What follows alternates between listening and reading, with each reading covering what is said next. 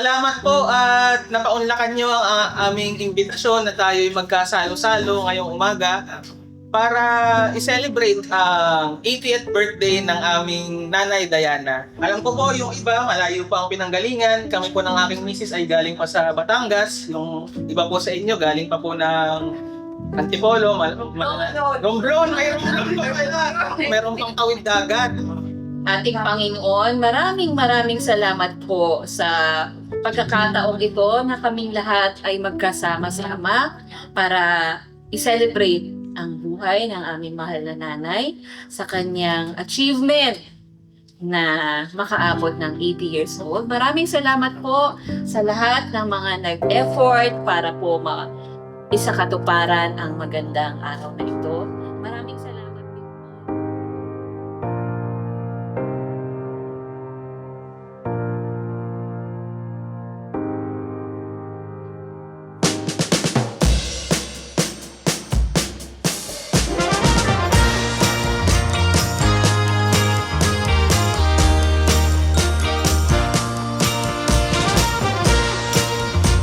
Happy birthday, Nana!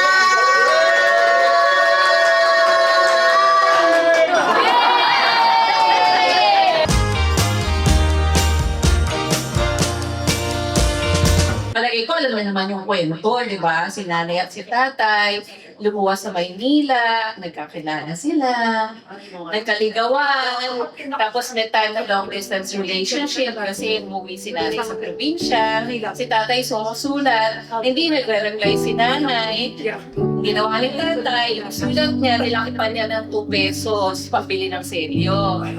Ngayon si nanay, siyempre, pahabang buhok, nagiging arte, hindi pa rin nagre-reply. Yung 2 pesos iniwan niya, binili niya ng payo. Di ba? So itong ating dashing debonair na lolo, gusto niyang patunayan na mahal niya si Diana, pumunta ng Romblon. At dahil kaibigan niya doon si Governor Solido, ayun, pumunta siya kay Governor Solido. Eh, syempre, ang tatay natin, di ba, matawag sa pilo, makulit. Sabi niya, mekaniko po ako, may trabaho po ako sa Maynila. Hindi naniwala ang tatay ni nanay, si Lolo Ino. Kasi, kung mekaniko ka ba talaginis ang kuko mo? Ang tatay natin, di ba, mistiso. Ngayon. So, si Tito, Uncle Jose, ang tatay nila, Nilita, nagahasa ng ita. Siyempre, babae yung kapatid nila. Ngayon, ang ginawa naman ni tatay, siyempre, isang tingin mo pa lang kay tatay, nakangiti ka kagad. So, nakuha naman niya yung puso ng mga kapatid, mga kamag-anak. At ayun naman, nasal sila nanay, eto na kami, dumami na kami. 6 na magkakapatid. Thank you so much po sa pag-aalaga and lahat ng sacrifices and pagmamahal.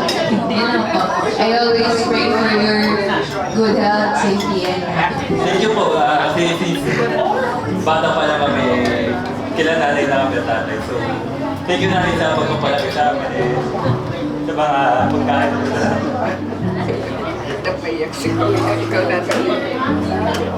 Thank you sa mga luto, sa pag-aalaga. Thank you din sa mga kwentuhan. Ito, short message lang. Inabi natin. Birthday. Kapag kami sa nag-away kami sa bayo, pinapayak ako ni ate. Pupunta lang ako kay nanay. Tatawag ako, pumunta ka na dito sa bahay. Tapos yun, yayakapin lang niya ako. Tapos papatulogin niya ako.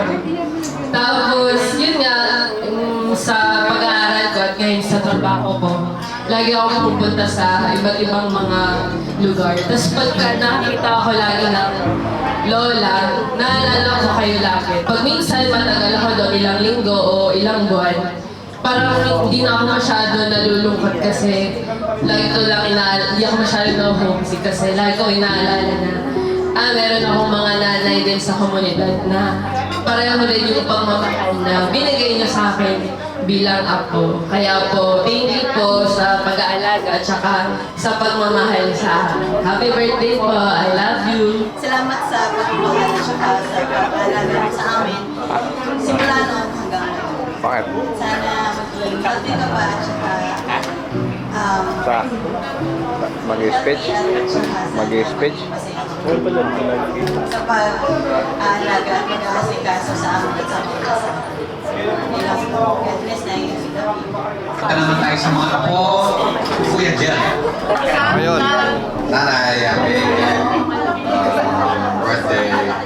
Salamat sa pagluluto ng mga masasarap na wala na. Tuwing umimbisi sa kami. Umimbis ko na yung kare-kare mo. At saka yung ibang kaya, syempre.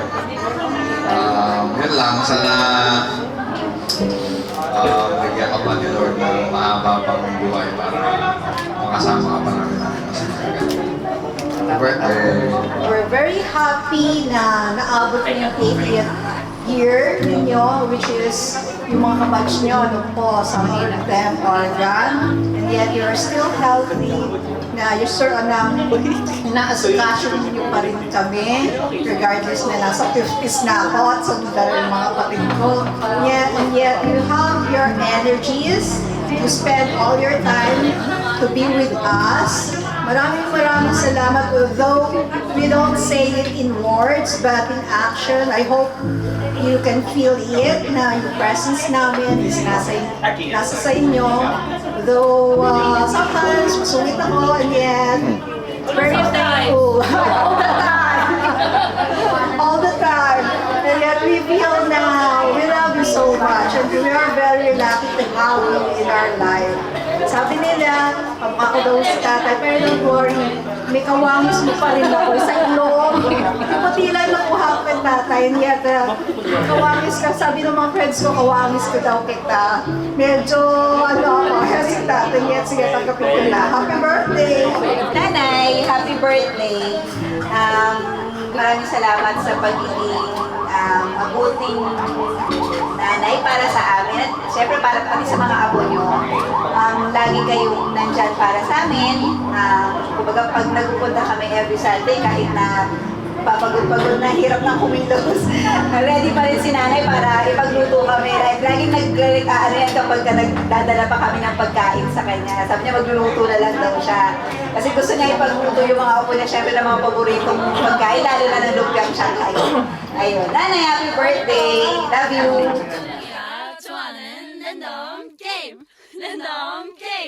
Game start. 아파트 아파트 아파트 아파트 아파트 아파트 아파트 아파트 아파트 아파트 아파트 아파트 kissy face sent to your phone but I'm trying to kiss your lips for real. Red hearts, that's what I'm on, yeah. Come give me something I can feel. Don't you want me like I want you, baby? Don't you need me like I need you now? Sleep tomorrow, but tonight go crazy. All you gotta do is just meet me at the 아파트 아파트 아파트 아파트 아파트 아파트 아파트 아파트 아파트 아파트 아파트 Parang natupad na yung wish ko. Kasi nandito na lahat. Wala akong masabi. Kaya feeling ko mahal na mahal ako ng mga apo ko at mga pamangkin ko. Kasi hindi pa akalain na magtipon-tipon kami dito. Kaya thank you Lord na ipinagkaloob mo sa akin na makarating ako sa ganitong edad na malakas pa. I hope na maging malakas pa rin ako sa kahit dito. Salamat sa inyong lahat, mga apo ko, mga pamangkin ko. Hindi ko akalain na magkita-kita tayo dito na malakas pa ako. At itong mga anak ko masyadong ma-surprise. Hindi ko alam na may ganito pala. Akala ko gadiring lang sa bahay. Kaya sabi ko, ano pa yung mga cake na yan? Laki-laki si Dudong pag bumili ng cake, masarap kaya yun. Yung mango cake. Ay, yung pala, nung pinakita sa akin ito, sabi ko, para naman ako magdidibo.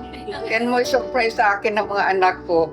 Tapos pagbungad ko dito pala yung mga pamangkin ko na bihira ko makita kasi hindi ko rin mararating dahil hiwa-hiwalay din sila. Kaya yung mga apo ko.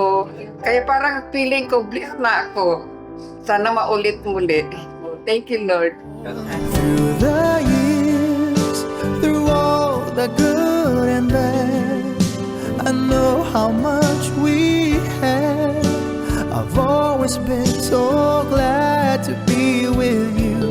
Through the years, it's better every day. You've kissed my tears away. As long as it's okay, I'll stay with you.